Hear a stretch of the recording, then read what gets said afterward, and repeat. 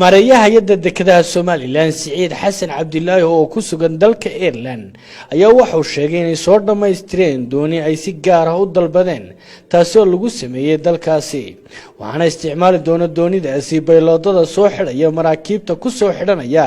dekeda magaalada Berbera kuwaasi oo hore u isticmaali jiray laashash yar waxaana uu Mareeyaha Siciid sheegay inay wax weyn ka bedeli doonto doontaasi hawsha dekeda magaalada Berbera oo ah dekeda ugu weyn Somaliland رب العالمين إلهي ومحل مرة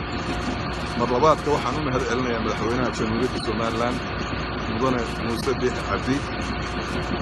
ورنتي كسنتن ورمر إيو حقبط قارهان هيدا المسؤول كاهي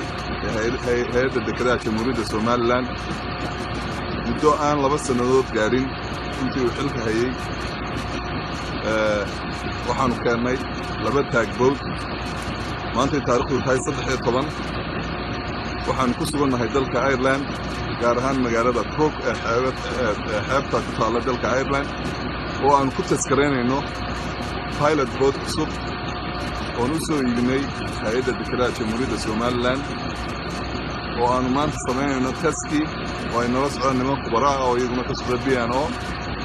sidoo halkan agteeda ku aragtaan pilot boat cusub الحمد لله رب العالمين waxaan halkan bushaaro iyo hambaliyada ugu direeyaa dhammaan bayloodada hay'adda dekedaha Jamhuuriyadda Somaliland inay ka raysan doonaan